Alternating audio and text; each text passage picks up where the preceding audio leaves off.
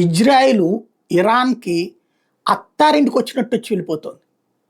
ఏదైతే అక్కడ ఉన్నటువంటి ఎయిర్ డిఫెన్స్ సిస్టమ్స్ ఫెయిల్ అయిపోయినాయి. అదేదో మళ్ళీ కొత్తగా ఇచ్చారని చెప్పి ప్రచారం జరిగింది. నథింగ్. విమానాలేసుకుని సరదాగా వచ్చి బాంబులేసి లేపేసిపోతోంది.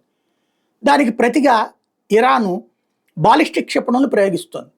100 క్షిపణులను అది ప్రయోగిస్తే రెండో మూడో ఎక్కడో ఓ చోట పడుతున్నాయి. దాన్నే చంకలు గుద్దుకుని చెప్పుకునేటటువంటి పరిస్థితుల్లో ఇరాన్ కానీ ఇరాన్ ప్రేమికులు కానీ ప్రపంచవ్యాప్తంగా ఉన్నారు.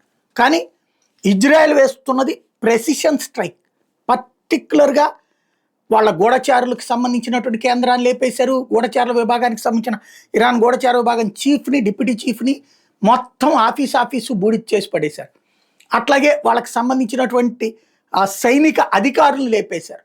అట్లాగే వాళ్ళకి సంబంధించినటువంటి జీవాయుధాల తయారీ విభాగాన్ని లేపేశారు. అట్లా పర్టికులర్గా టార్గెట్ చేసి కొడుతుంది. విమానాలతో వచ్చి కొడుతుంది. ఏ విమానాన్ని కూల్చలేకపోతుంది ఇరాన్.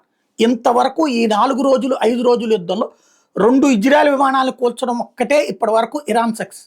టోటల్ ఎయిర్ అటాక్స్లో కంప్లీట్ ఫెయిల్యూర్ ఇరాన్. ఇంత విచిత్రమైందంటే ఇప్పటిదాకా ఇరాన్ దగ్గర బాంబో బౌల్డ్ అన్ని ఉన్నాయి, అంత ఉన్నాయి, ఎంత ఉన్నాయి, అంత అన్నాడు ఎంత అన్నాడే అని వాళ్ళ కాళ్ళే చెప్పుకున్నారు.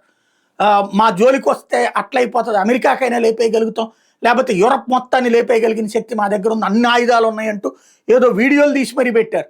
తీరా చూస్తే మరి అన్నీ ఉండి ఇప్పుడు వాళ్ళు గొప్పగా చెప్పుకోగలుగుతున్నది ఏంటంటే ఓ 10-15 క్షిపణులు వెళ్ళి ఇజ్రాయెల్ లోపల పడ్డాయి, మేము కొంతమందిని చంపాం, కొన్ని బిల్డింగులు ధ్వంసం చేసాం.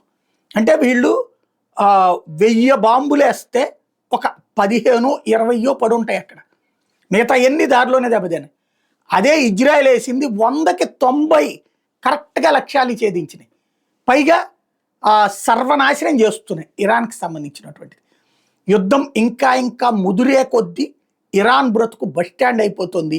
ఒకప్పటి ఇరాక్ అంటే అదేదో అంటారు కదా, అధర్మం అన్నటువంటిది తాత్కాలిక విజయం కానీ ధర్మం శాశ్వత విజయం అని. ఇరాక్ని అధర్మంగా ఓడించింది ఇరాన్. ఇప్పుడు తను అధర్మంగా ఓడుతోందా అంటే ధర్మంగా ఏమీ చేయలేక ఓడుతున్నటువంటి పరిస్థితుల్లో ఉంది.